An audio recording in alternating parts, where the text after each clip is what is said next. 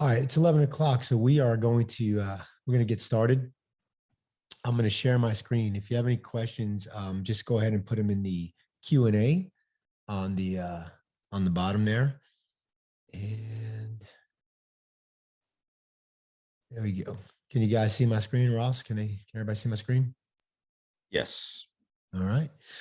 All right. Well, thanks everybody for coming here, for being on our first Lunch and Learn. We're super excited. And today we're going to talk about how hiring VAs, virtual assistants, virtual team members, remote team members, direct hires, however you want to put it out there, global team members, how it increases your profitability as a PM company. Excuse me. So a little bit about me, if you don't know me, I used to own a property management firm called Empire Industries for about 7 years. We took that company from 0 doors up until right around 1,000 doors. And we were in 3 markets, Houston, Dallas, and Fort Worth. And we ended up selling to Mind Property Management in October of 2019, where I took a job with them being the Eastern Regional Vice President. And then that lasted for about 18 months. And then I co-founded VPM Solutions with Michael and Heather Park and Ross Gilbert through RentBridge. And we went live on the platform June of last year. And so we're super excited on what that platform is able to accomplish within a year. I was with NARPM Regional Vice President. NARPM is the National Association of Residential Property Managers. They're the leading organization in the single family space, and I was the RVP there. And I also have a bunch of initials after my name. So, some of the stuff for that's dedicated for NARPM, and some of the stuff that's dedicated for HAR here in Houston and Texas Real Estate Commission. And if you don't know, and you are a property manager, I'm also the host of the NARPM Radio podcast. You can get that at narpm.org. And then they have a little spot there for the radio. So that's a little bit about me. So what are the 5 biggest challenges that are facing property management companies? And so when I was running Empire, these are the 5 that hit me. And as I talked to a bunch of my friends and coworkers and just friends across the country, I started talking to them about what their biggest challenges were. And it was funny that we all had very similar challenges.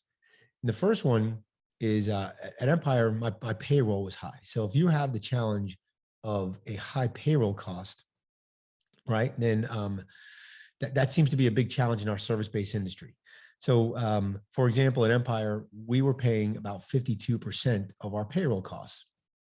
And if you use the PM Profit Coach with Daniel Craig, they'll tell you that they call it direct labor efficiency rate. That's kind of the new buzzword that's happening. And they want that direct labor efficiency rate to be higher, which means lower payroll costs per your revenue.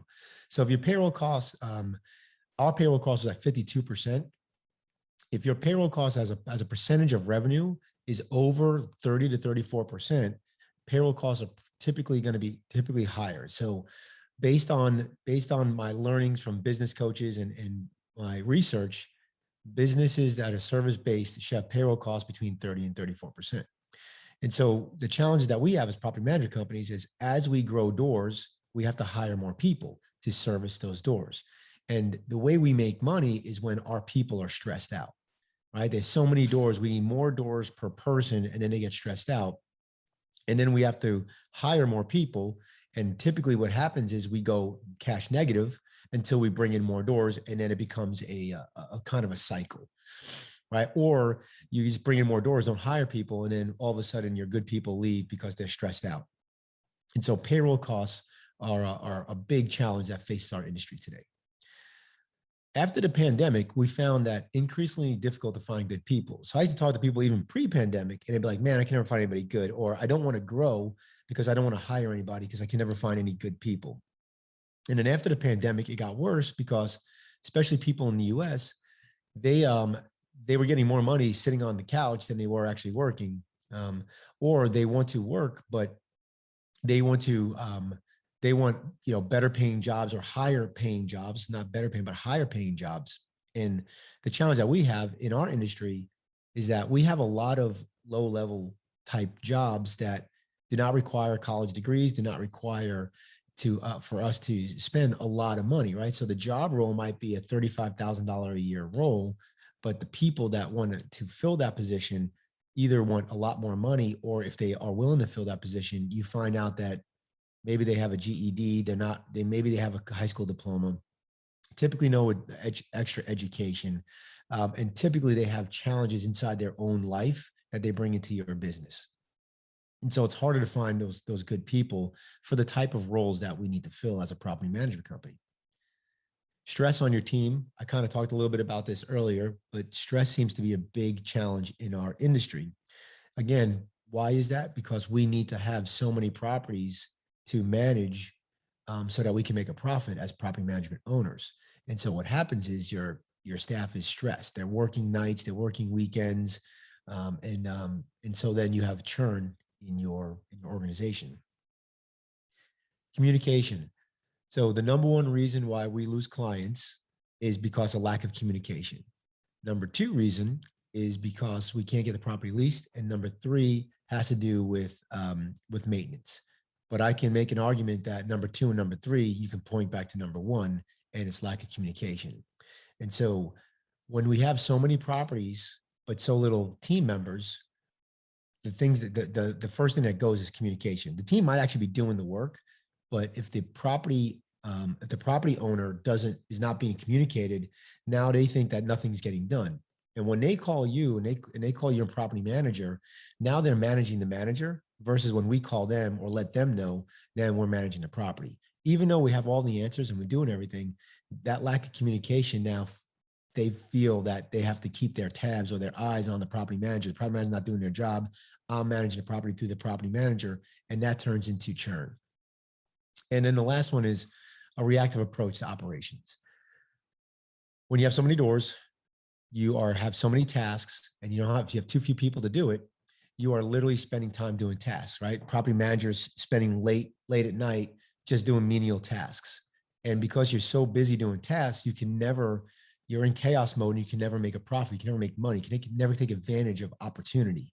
And so we want to have our property management firms running proactively.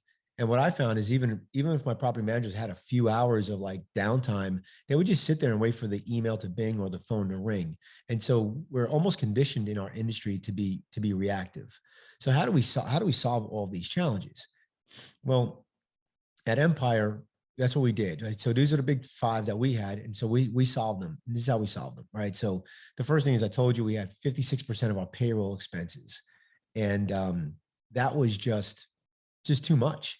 And you can't be profitable when you have 56%. So every dollar that you make, 56 cents goes to payroll. So payroll is your number one expense. And then number two is either software or office space. Probably software now after the pandemic, especially if your company or you guys have downsized. And so what we did is we ended up hiring a bunch of virtual team members.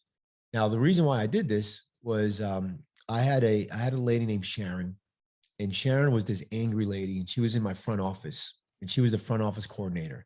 And I would chuckle right now, because you could obviously say I got to put the wrong person in the wrong role, right? She's an angry lady, and she's in the front office, which is supposed to be the warm, welcoming person, right? When people come to the office. Remember when we had office space, and people used to do this thing where they'd come in and visit, or they would schedule appointments. And Sharon was a kind of angry lady, and she was not in the right seat. So instead of firing Sharon, I did the next best thing. I promoted her, and I moved her into a maintenance coordination role.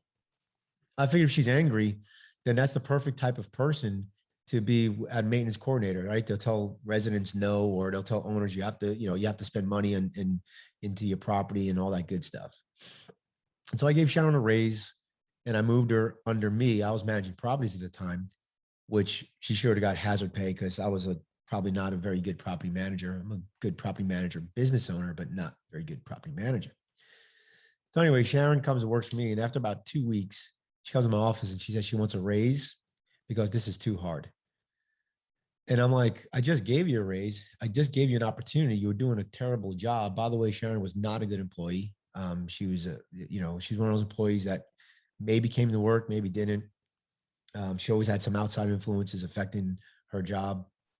And so at that point in time, I just said, you know what, Sharon, I'll think about it. Of course, I didn't. I didn't give her a raise. And what happened was I actually ended up hiring 3 people to do Sharon's job. Now, did it take 3 people to do Sharon's job? No, it didn't. But I was able to hire 3 virtual team members for the price of 1 Sharon. And these people were bilingual, of course. They were getting paid a very fair wage for where they lived, right? So, for example, when I worked at Mind, my cohort who lived in Northern California got paid a lot more than I did living in Texas. And I got paid more than somebody who's living in, Arkansas. So the cost of living is a lot different in different parts of the world. And so I was able to hire some people that they were getting paid a very fair wage, but they were bilingual and they had some college degrees and they didn't have any outside influences in their own personal life that they brought into my business. And because I had 3 people, I can get more tasks done. And so all of a sudden, tasks that were getting backed up or tasks that weren't getting done, all of a sudden tasks are getting done. Now, did I have to train them? Of course, you have to train them, and I'll teach you how to. I'll talk about that a little bit later on. But once you train, so if you hire the right people and you train them, they can do all these tasks. So what happened with us is, as we had underperforming people in the U.S., we would let them go and move this stuff over to overseas. Or if somebody just left, we would then replace them with a couple of team members overseas. What happened was we ended up having more team members, but our payroll percentage reduced from 56% to 34%. And it wasn't just because payroll was less. Payroll actually stayed about the same when I hired, because I would always hire, equal to equal, 1 to 2.5, 3 people for 1, depending on what that was. So my salaries actually didn't reduce very much. What happened is we were able to reduce the churn because our communication got better. Because now all the tasks that my property manager were doing, they're the ones that are supposed to they're the ones that make the most money. They're the ones that are the thought leaders in my company. And so I wanted the property managers to be more than just gophers. My property managers had to be kind of like when you call your wealth advisor. We, as property management companies and property managers, we are responsible for basically more wealth than the wealth advisors are for most people, because they might have 2, 3 properties or 1 property, and that might be all their wealth.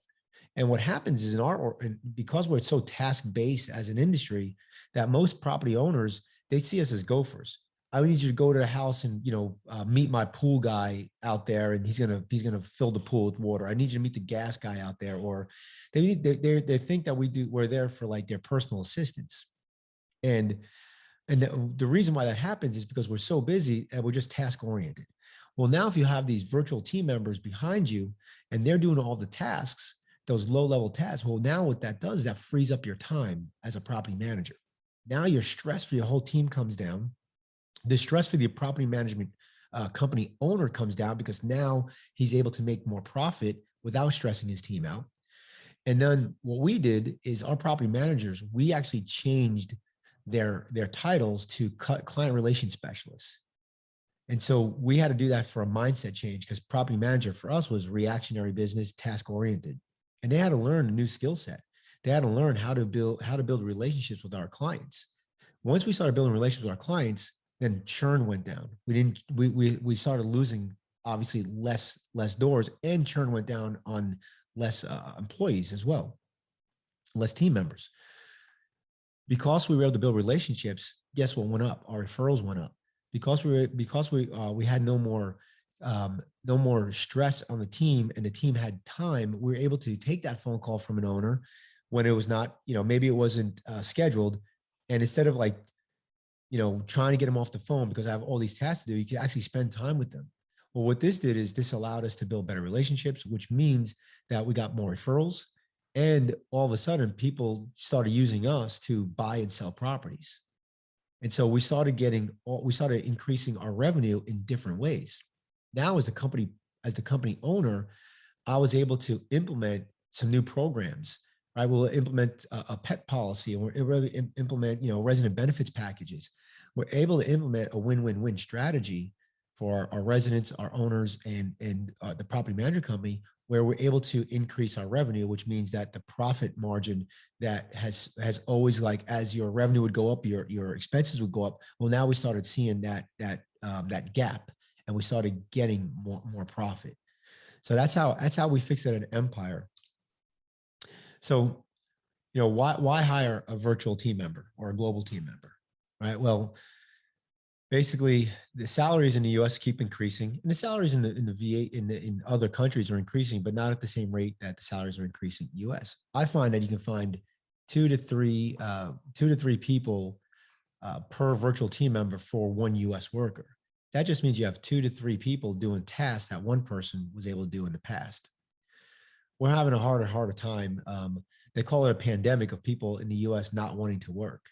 And so you're able to expand you're able to expand, not just like at Empire. We're in Houston, and we could only find people that lived about 20 minutes away from the office, because we only want the people that people wanted to work out of the office. Well, traffic is a killer. And so now more and more people, they want to work from home. So if I'm going to hire somebody that works from home, well, I don't need to hire somebody 20 minutes from the office. I can hire somebody, an hour. I can hire somebody in the next state or in the next country. It's also hard to find more appreciative people for these low-level jobs. In the case of like the Sharon, I gave her a raise and she wanted another raise. If I give a bonus, they look at it and like they want more. They always want more and more and more. And so I found that talking to some of my buddies that own management companies, they're finding it harder for people to be very appreciative.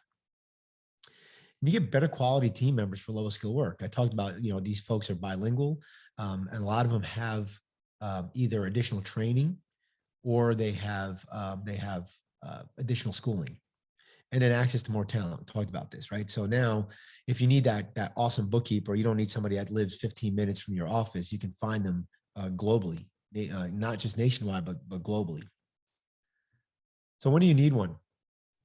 Well, if your payroll costs are too high, that's probably a good indicator that you might want to look at virtual team members.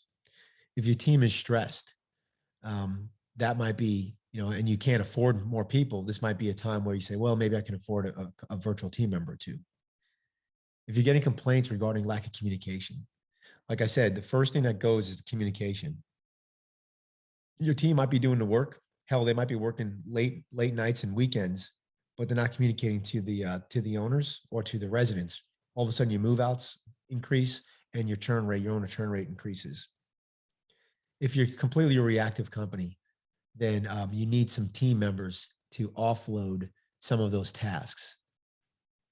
And if your team's no longer doing the little things, right? So maybe they used to get reviews, maybe they used to make follow-up phone calls, but they just don't have the time. They can't do that anymore. And so now you're not getting those online reviews. Now your Google ranking is slipping, or you want to grow. If you want to grow, I'm a big fan of hiring the people that you need for the growth versus growing first and then stressing the team and then hiring those people. And so those are all indicators that you might be in the market for a virtual team member. So one of the biggest questions I get asked is, what can they do? And I can tell you that this is all the stuff that they did at Empire. So a couple things is, when you called Empire and you were a potential client, you actually called my virtual team members. So they actually did the inside sales. They would tee it all up, and then they would get it over to what we call the BDM. They also did all of our maintenance coordination, all of those low-level tasks that the property managers are so busy doing that they can't actually do the real job, which is the relationship building. And so all of that stuff was done by our virtual team members. And so this is not a comprehensive list, but this is a big start.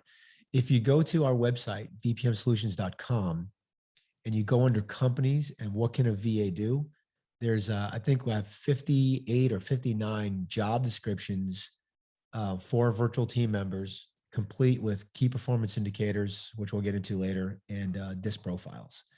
So when with our team, they were able to, they were able to do pretty much anything that did not require a license and did not physically need to be at the property. So think through that, right? If they don't need a license to do it or be at the property, then a virtual team member can do it. My virtual team member did lease renewals. They did all the lease renewals. So we had had a process and a policy in place.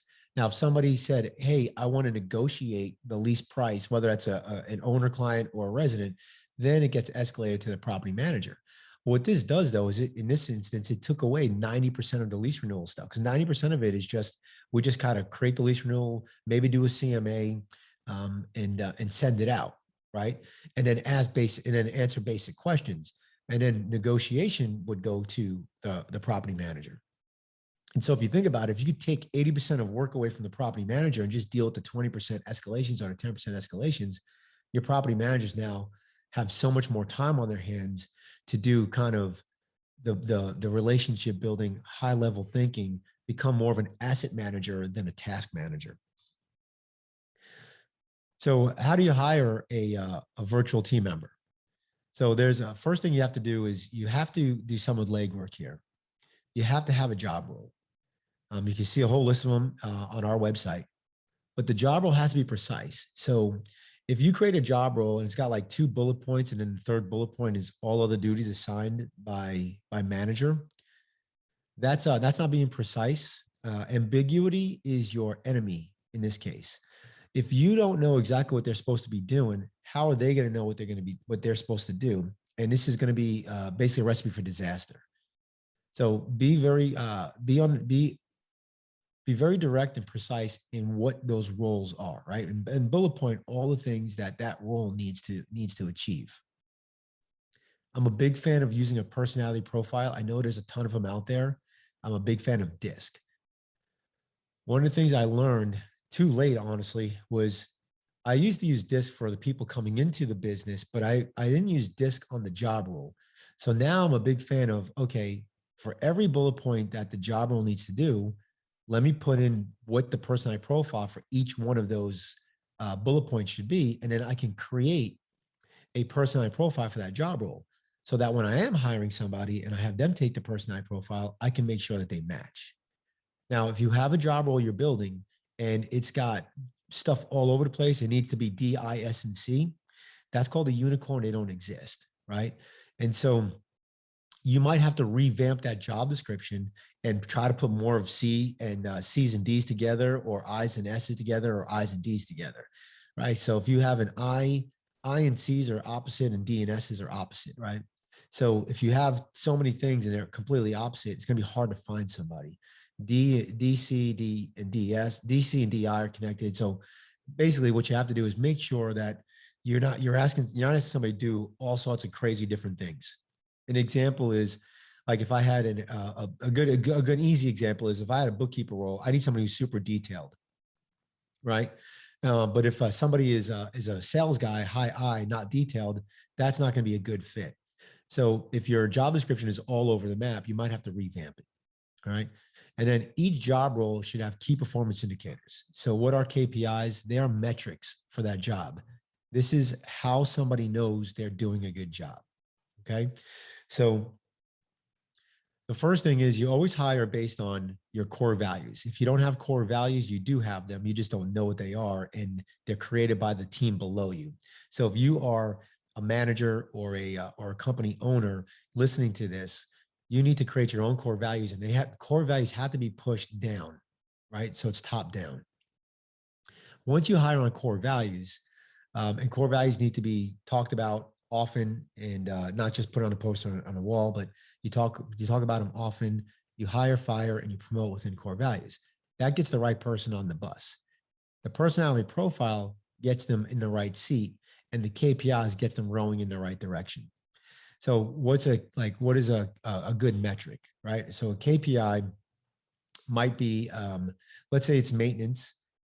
So maintenance might be a KPI, might be a 4.2 out of 5 for customer satisfaction.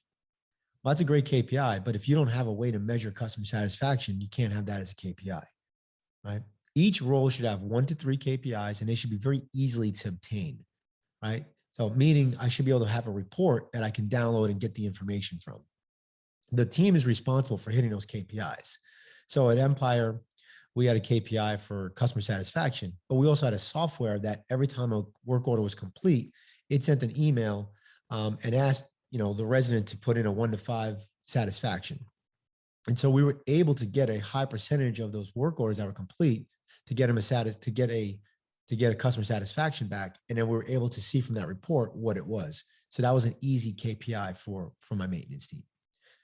So KPIs, again, if you're building a job role and you have 17 KPIs, the job role is too much. If everything is important, nothing is important.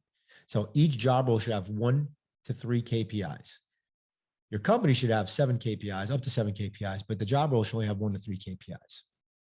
And in the KPI can be changed out, so if you want to change out KPIs, after a quarter or a year, you can do that. And the KPIs should be moved, meaning if we had a KPI of customer satisfaction of 4.2, well, customer satisfaction was like 3.0 when we started.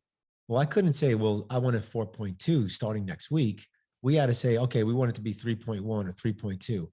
KPIs have to be achievable. Think if you're trying to lose weight, right? I want to lose 20 pounds. Well, if you say I want to lose 20 pounds and you lose only 1 pound for a week, like you might get like, oh, it's not achievable. But if you said, hey, I'm going to lose 1 pound this week or 2 pounds each week, well, now it's doable. You can't lose 20 pounds in a week, right? So losing 1 pound in a week is definitely doable. So your KPI, you have to keep bringing them closer to what the mark is that you want to hit. And then you have to evaluate their English proficiency because they're not in the US. So you have to make sure that they have the level of English that you're looking for. If they're bookkeeping, maybe they don't need as good English as if they're customer facing. So how do you create a job role? Okay, so there is 2 ways that I found to do this. If you're a smaller firm and you are kind of portfolio based, then I recommend doing a time study, or your property manager does a time study and they write down all the low-level low enjoyment actions or tasks that they do. And from there, you can start building a job role. The other option is if you're kind of departmental or hybrid, you can review each of the process flows, and you can do 1 or 2 things. 1, you can hire to give somebody the full process flow. So for example, at Empire, we had the lease renewal process flow that I mentioned earlier, and we hired Jessica, and Jessica owned the lease renewal process flow. But we were able to afford a Jessica, and we were able to do more departmental, and we call them experts. So we were able to hire experts. If you don't have that, and you can still go through the process flow and just pick out all of the tasks within a process flow that you want to give to a virtual team member. And that's another way to build a job role. So you determine if you want one person to own it, or they just want to own some of the tasks for a specific process flow. So how do you find them? There's 2 ways to find virtual team members that I know of. One is the traditional placement service company, and there's a ton of them out there. And basically, that's the old school way where you give them some money and you say, hey, Mr. VA company, I am looking for a virtual team member. They'll take your money up front.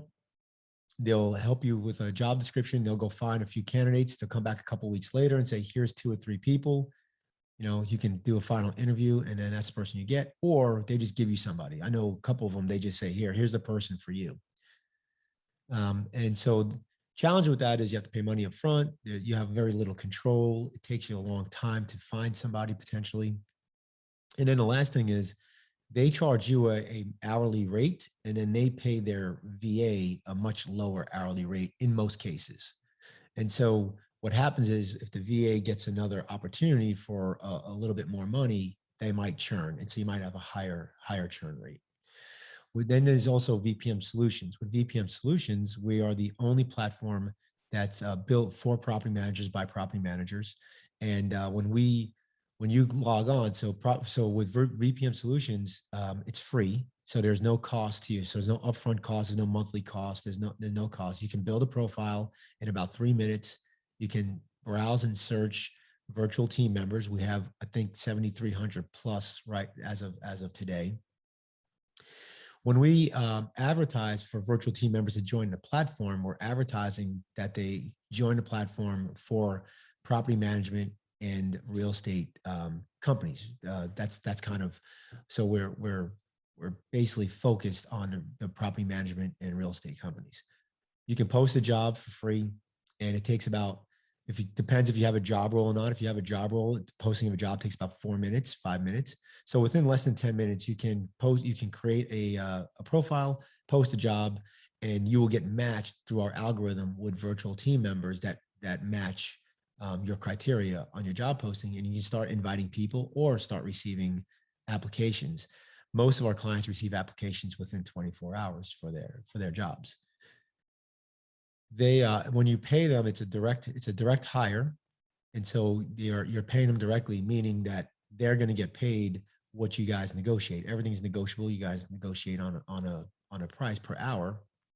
And the way VPM makes money is we don't charge the employer, but we take 10% from the virtual team member is how we make our money. On the virtual team member side, this is good for them because it's free for them to create a profile, to browse jobs, and it's a way for them to get hired.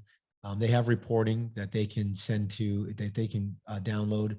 They have, and then of course they have training. So we just created our first 12 free training sessions for the virtual team members, and there'll always be free training on the platform for candidates. So now, as a property manager owner, you can now find people who have at least a basic knowledge of property management through our 12 trainings. So those are the two ways to find virtual team members. And I just kind of did this with, I don't know, I guess I forgot the slide was here, but so it's right here. So it's, I just went through this. So if you want to snap a quick photo of this, you can see what the difference is between a placement versus VPM. And so you have to remember you're hiring people that are, that are remote. And so when they're remote, there's a few things that we tend to forget. So as you're going through the interview process or the weeding out a process before you actually interview, you want to make sure that they have the right computer requirements. So do you require, what kind of internet speed? Like if you hire the best person, but they have no internet connection, or they have a 56K baud modem back, from wherever back in the day, they're not going to be able to do the job. So you want to make sure that you give them an internet speed test to make sure that they have a good solid internet connection. Do they have a computer? We made a mistake one time. We went through the whole hiring process, getting ready to hire somebody. And we found out that they were on a tablet. I don't know about you, but I've never been able to work in property management on a tablet. Matter of fact, not only do I need a computer, whether it's a laptop or a desktop, but I need a second screen. Do you require them to be on the phones? Right. So are you going to have a voice over IP system? Are you going to send them, headsets so that they can be on the phone? Do you require that they have headsets? And what other accessories are you looking for? Right. So webcam, second monitor, headset. What are the requirements they need to fulfill the job? And then you have to determine, are you going to buy some of these items for them if they don't have it, if you have the right candidate? I never recommend buying a computer for anybody, by the way. At Empire, we bought a second screen, second monitor, and headsets if they didn't have them, and we would just reimburse them for that. So these are things that you have to think through now that you're hiring remotely. So some of the prerequisites, we kind of talked a lot about these. Obviously you want to have a resume before you hire, and on the VPM platform, they actually have a virtual resume, and then they can actually upload a paper resume. You want to get a video of your team member because you really want to see if they have the level of English. Again, I made the mistake. I ended up interviewing somebody that did not have the level of English that was required for the job role. And I knew within 30 seconds of the interview that they weren't a good fit due to their level of English. And of course, I didn't cut the interview short. I just went through the whole interview process and wasted both her time and my time. So if you get a video resume ahead of time, this will save you a lot of time because you don't want to spend hours interviewing people. You want to be able to weed people out if they're not a good fit because you don't want to waste their time or your time. So some of the things that we actually will ask before we actually schedule an interview is if they will take a personality profile test, An English test is always a good one. Video resume, or maybe instead of a video resume, just a video answering 1 or 2 questions about the company. If you have a specific test that you want, like maybe if you're hiring a bookkeeper, maybe you want to have a 5 or 10 question test about bookkeeping, or a specific software that they say they know. We recommend that you do all that prior to the interview. So if you give people, I call it red tape, but if you give them red tape, what will happen is they're gonna weed themselves out, or they're gonna actually have the skill sets that you're looking for. This reduces a lot of your time. So this way, when you are interviewing, you 1 to 3, 4, 5 candidates, however many you decide that you want to interview, you're interviewing the right candidates, and you're not wasting a lot of time. What we find is if you if you work with our white glove service, so we have a white glove service that's learned a lot of these tips and tricks.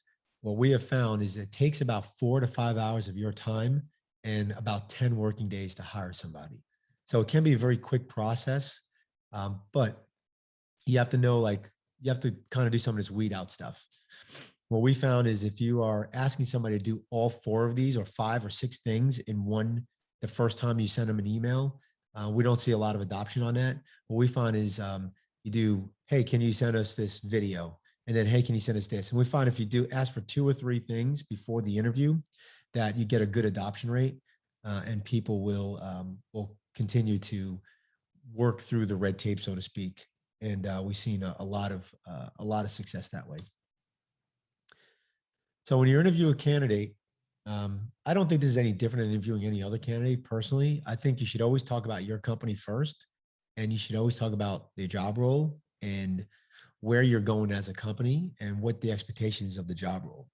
This will weed out a lot of people. Like, I used to interview people all the time this way, and then I would ask them halfway through, like after I was done, like, does this sound like what you want? And a couple people would say no, like, no, this isn't really what I thought. And we would end the interview, right? And I really appreciated that. Most people would just say, yeah, and it really wasn't what they want. And then of course, most people, they're like, that's exactly what I was looking for. And so I don't think the interview is different than anything else. We do have a bunch of interview questions on our site. If you go to our blog section and type interview, you can find a bunch of interview questions. So with VPM, we try to become more than just a placement service company. We're trying to be like this fractional HR company for contractors, where we have job descriptions for you. We talk about, the KPIs for them. We have interview questions.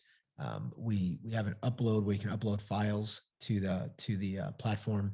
And so we're trying to be more than just a placement and payment service for you guys. Now, training. So I know some of these placement service companies say, oh, we train the virtual team members, but really, what exactly is training? And I can tell you that even our computer-based training that we have, it's good, but it's not your training. It's not what they need. The training is really for them just to get a basic information of the property management industry. So they know the buzzwords, they know the basic information. I'm a big fan of the 1 Minute Manager. It's a book, Blanchard's the author's last name. And the way we did it at Empire, and it took me a while to learn this, is you spend a lot of time with your team up front, train them, and then you manage them. And we had like a weekly kind of management thing. So this is what I learned when I trained them. First thing is you train them over Zoom and you record the Zoom. And training should never last more than 2 hours. Hour and a half probably is probably a good thing, because what happens is after 2 hours, no one retains anything anymore. You should train every day if you can. And I know it's kind of not easy, and I get that. And it's a step back to take 2 steps forward. And I get that. And I know we're all super busy. When you're hiring somebody, you're hiring because you're already stressed out and you're already so super busy. And I get that. And not only do I get it, I lived it. I was the guy that did all the training at Empire. We had 23 virtual team members. And so so what I learned was, one is video, and I didn't learn this till too late, but do the Zoom training on video and keep it down to an hour and a half to 2 hours. After you train, their job is to rewatch the video, and their job is to then start building the manual. Even if you have a manual, have them build the manual. Why? Well, because 1, they're going to retain better if they're writing the manual. 2, they're going to listen to the training more astutely. And 3, they're going to know how to navigate through that manual if they're building the manual. And so when I had my team build the manual, so I had a 100-page manual for maintenance. Nobody knew how to find things in it. No one read it. It was like I wrote it for myself. Once I had them start building the manuals, all of a sudden they're remembering stuff. They know where things are. So have them build the process manual. You build the policy manual. You are in charge of policies. They're in charge of processes. Okay. And so train them every day. Now, when you train Monday and then you train Tuesday, what I learned was you don't do a recap of Monday. What you do is you go back and you start from Monday. And so that's that hour and a half on Monday's training. It might take you an hour. It might take you 30 minutes the second day. But by the fifth day, it takes like 10 minutes. Now, what I found by doing that, people have to hear things 7 times before they kind of click, before it clicks, before they get it. And what I found is as time went on, the team that I was training started asking way better questions, even from the beginning. And what we found was that there was some policy holes, there was some process holes. If you train this way and you go through your whole process to train your team step by step, then what'll happen is you'll see that I'm missing a report here, or oh wow, this would be a good KPI, or there's a challenge here. So what we did is we found a bunch of holes as we were doing this. But what happened is over the time that what we found is typical time it takes to train on most positions is between 2 and 3 weeks. Maintenance is the outlier. It took me, and I know most people here are like, I need a maintenance coordinator. It took me like 3 months, honestly, to get my team 100% ready to go. But after those 3 months, man, my managers that were spending 80% of their time on maintenance were spending like 10% of their time on maintenance, because maintenance was the biggest killer in our company. And so by spending time with them every day and doing that training and going from the beginning, we were able to reduce escalations by over 80%. And so go back to the 1-minute manager. He said, spend a lot of time, right? So spend a lot of time training with them. And then what you do is you spend time redirecting. So when they ask questions, don't be the answer man. Don't be the superhero. Redirect. And we'll talk a little bit about that, I think, right here, and how to manage a VA. So managing team members, virtual team members. Obviously, I can't go down the hall and go talk to Bob, right? So you have to communicate with them. And we're a big fan of Slack as a communication tool. That lets me know that they are available. Slack tells me if they're online. If I Slack somebody, our company policy was like they had to respond within a couple of hours. So if people are responding, they're engaged, and that they're, if they don't respond within an hour or two, yeah, it could be in a meeting, it could be at lunch. Got it. If they're not responding within all day, then that's a red flag. So messaging, Slack, and having a company policy on response time is important. I'm a big fan of video conferencing. So when I have a meeting with my team, they always have to be on video. I did try to have them on video all day long, every day, and not a big fan of that. The results were not very good. It actually degrades computer performance from what we found, and people just don't want to be micromanaged to that level where they're on camera all day long. I mean, so we would allow them to take the cameras off, and then eventually, once we figured out the Slack thing, that seemed to really work for us. And so that's just a company policy that you'd have to create. KPIs are as you can tell, they're big with me. So what we did is, after we did the 1-minute manager thing where we met with them every day and trained them, we then had a weekly meeting. And the weekly meeting went with, we did a feel good. So the weekly meetings are about 30 to 40 minutes. And we did a feel good. Now, feel good could be personal or it could be professional. We then went over to KPI. If a KPI was read 2 weeks in a row, it went into the issues list or the challenges list. We then talked about challenges. Now, when a KPI is red or green meaning good, red meaning bad, one thing you have to remind yourself, if you take nothing else from this, take this. Don't ask, why did you not get this done? Or why is the KPI red? Because that puts people in a defensive position, regardless from what country you are, and they're going to start giving you blame, excuse, and denial. The better question to ask is, what can we do to get this KPI green? So now they start thinking about, okay, solutions, right? So you want everything to be solution-based, not excuse-based.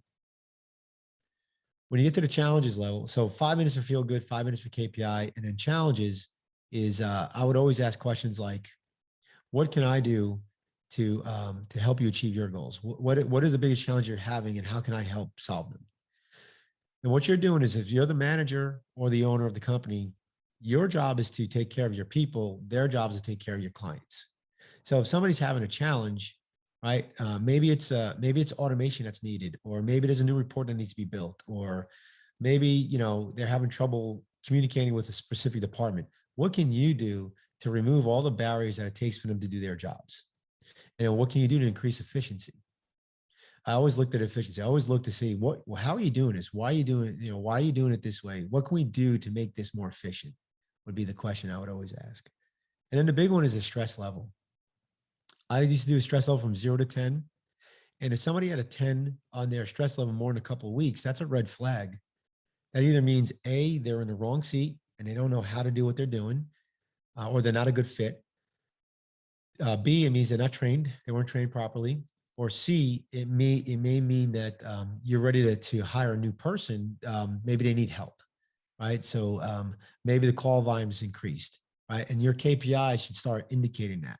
If they're not hitting KPIs, it could also be that they're not, instead of them not doing their job, it could be that the job is getting too difficult, or the KPI is not the right KPI as well. Like I said earlier on, we had a KPI that we had a 3.0 customer satisfaction. We want to get to 4.2. Well, I would never hit that KPI until I increased it from 3 to 3.1 to 3.2, as you understand. And then performance reviews. Should do performance reviews, at least once a year, just to let them know where they stand and how they're doing. And if you're a growing company and there's potential growth for the team member, any team member, whether they're virtual or not, you should have a step up plan or a growth plan for them. If you have the ability for growth. And then make your virtual team member part of the team. And it's easier said than done, but having them have a profile on the website is good. Making sure they're part of all the video conferencing. The big one, though, I found is for people in general, whether they're virtual team members or people in the office, they want to be part of something bigger. Share the vision with your team. Let them know that they're part of something bigger than just trying to make a couple of bucks, right? As property management companies, we are literally providing housing for people. That's huge, right? And we're also taking care of the biggest investment that people have. Like, this is way bigger than we are. And as a team, we can achieve great things. And so show that vision. If you're trying to grow, share that vision. Give them ownership of the process if they run a process, or give them ownership so that they can feel comfortable. Like, I can raise my hand, and even though I'm a virtual team member in Mexico, Philippines, wherever, I can make impact. I think one of the things that made my team super successful and at Empire was that they felt very open that they can basically change a process if they ran it, and we wouldn't get mad at them. If it didn't work, we would just, reverse it back. I never got mad at anybody for changing something, for trying something. And they can change process, you change the policy. So they couldn't change policy. But my team always were able to raise their hand and ask questions or give ideas. And the ideas, we gave them thought. And even if we didn't use their idea, at least they knew they were being heard. And if people feel they're being heard and they feel like that you've given them some ownership, you're going to have incredible team members that are not looking to go anywhere else, and they're looking to grow within your organization. So these are some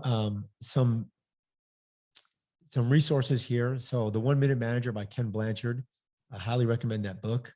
And then if you want to see, so here's the interview questions and the job descriptions I had mentioned earlier. We have access to a free personality profile test, and also 8 steps to retaining a virtual team member. So I kind of go over some of the things that we talked about here. And there's my contact info. If you guys need to contact me directly, I'm more than happy to talk to you about just property management in general. If you have questions, you want to run something by me, or if you have some questions about virtual team members in general. So that's all. I try to make it quick. So sorry, I think I was about 45 minutes. So if anybody has any questions, I'm all up. I'm all ears.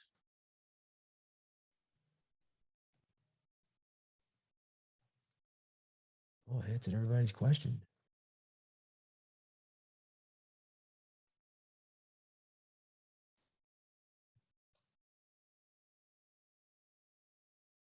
All right.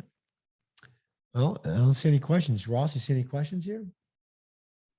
No, not at this time. No. Cool. All right, everybody. Well, I thank you for your time, and hopefully you got something out of it. Take care, everybody.